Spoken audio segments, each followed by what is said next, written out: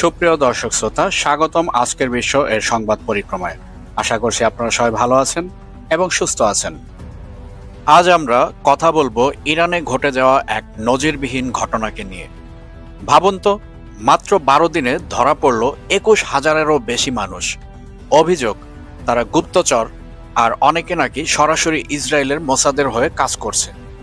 এ যেন এক অদৃশ্য যুদ্ধ, যেখানে শত্রু কখনো সামনের সারিতে নেই, বরং লুকিয়ে থাকে মানুষের ভিড়ে। ইরান বহু বছর ধরেই দাবি করে আসছিল তাদের ভেতরে ছড়িয়ে আছে মোসাদের বিশাল এক নেটওয়ার্ক। কেউ বিশ্বাস করেছে, কেউ করেছে সন্দেহ। কিন্তু গত 13ই জুন সবকিছু বদলে দিল। সেদিন ইসরায়েল ইরানের মাটিতে সরাসরি বিমান হামলা চালায়। এমন নিখুঁত টার্গেট যা দেখে ইরান নিশ্চিত হয়ে যায় ঘরের ভেতরেই কেউ শত্রুদের তথ্য দিচ্ছে। আর তখনই শুরু হয় ইরানের ইতিহাসের অন্যতম বড় পাল্টা অভিযান। মাত্র 12 দিনের ঝটিকা অভিযানে গ্রেপ্তার করা হয় প্রায় 21,000 মানুষ। একবার ভেবে দেখুন, 21,000 সংখ্যাটি নেহায়েতি কম নয়। ইরান বলছে অনেকের কাছেই প্রমাণ আছে তারা সরাসরি মোসাদের হয়ে কাজ করেছে। কেউ সামরিক ঘাঁটির ভিডিও করেছে, কেউ তথ্য পাচার করেছে, আবার কেউ সাধারণ মানুষের ভেতর লুকিয়ে থেকে গুপ্তচর বৃত্তি চালিয়েছে।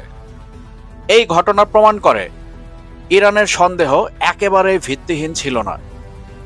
রয়টার্সের রিপোর্টে উঠে এসেছে আরও এক চমকপ্রদ তথ্য। ধরা পড়াদের মধ্যে 2,774 জন অবৈধ অভিবাসী, বেশিরভাগই আফগান নাগরিক। আরও অবাক করার বিষয় হলো, তাদের মধ্যে অন্তত 261 জনের বিরুদ্ধে সরাসরি মোসাদের হয়ে কাজ করার প্রমাণ মিলেছে।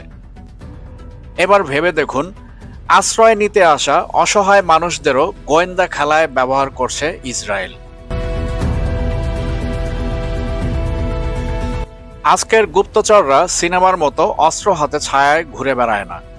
তারা ব্যবহার করে মোবাইল ফোন, ক্যামেরা আর সোশ্যাল মিডিয়া।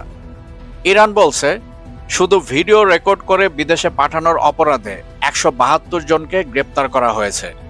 সেই ভিডিওর ভিত্তিতেই নাকি ইসরায়েল তাদের হামলাকে নিখুঁত করতে পেরেছে। একটা সাধারণ ভিডিও ক্লিপ, আর তাতেই ধসে পড়তে পারে একটি দেশের নিরাপত্তা ব্যবস্থা।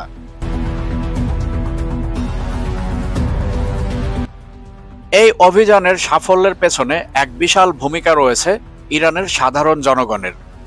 ইরান সরকার সবাইকে অনুরোধ করেছিল সন্দেহজনক কাউকে দেখলে থানায় জানাতে। ফলাফল, অভিযোগ জানানোর হার বেড়ে যায় 41%। জনগণের দেওয়া তথ্যের ভিত্তিতেই এত বিপুল সংখ্যক গ্রেপ্তার সম্ভব হয়েছে। এটা যেমন সরকারের প্রতি আস্থার প্রতিফলন, তেমনি সমাজে ভয় আর অবিশ্বাসেরও এক ছবি। কিন্তু এখানেই উঠে আসে এক বড় প্রশ্ন, এই 21,000 মানুষ কি সবাই অপরাধী, নাকি এর মধ্যে অনেকেই শুধু সন্দেহের বশে বা ভুল বুঝাবুঝির কারণে ধরা পড়েছে? কারণ যুদ্ধকালীন সময়ে আবেগ আর ভয় অনেক সময় নিরীহ মানুষকেও বলি করে ফেলে। মানবাধিকার সংস্থাগুলো এই নিয়ে এখন উদ্বেগ প্রকাশ করছে।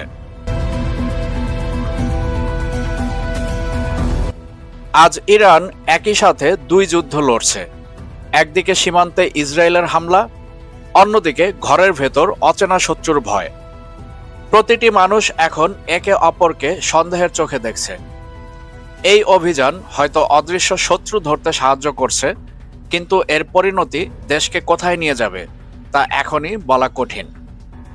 বন্ধুরা, ইরানের এই গুপ্তচর বৃত্তি বিরোধী অভিযান গোটা বিশ্বে আলোড়ন সৃষ্টি করেছে। প্রশ্ন হচ্ছে, ইরান কি সত্যি এই অদৃশ্য শত্রুকে নির্মূল করতে পারবে, নাকি এর আড়ালে আরো বড় কিছু লুকিয়ে আছে? আপনারা কি মনে করেন? কমেন্টে জানাতে ভুলবেন না। ভিডিও শেষ করার পূর্বে আপনাদের কাছে অনুরোধ থাকবে আমাদের চ্যানেলটি সাবস্ক্রাইব করে আমাদের সঙ্গেই থাকবেন এবং সেই সাথে সাথে all bell icon notification on করে দিবেন, যাতে করে পরবর্তী যে কোনো আপডেট আপনি সবার আগে পেতে পারেন। আর অবশ্যই আমাদের ভিডিও লাইক এবং শেয়ার করবেন। বন্ধুগণ, ভিডিও আজকাল দীর্ঘায়িত করছি না। আমি আপনাদের সবার সুস্বাস্থ্য কামনা করছি। আপনারা সবাই ভালো থাকবেন, সুস্থ থাকবেন। আজকের বিষয়ের সাথে থাকার জন্য আন্তরিক ধন্যবাদ।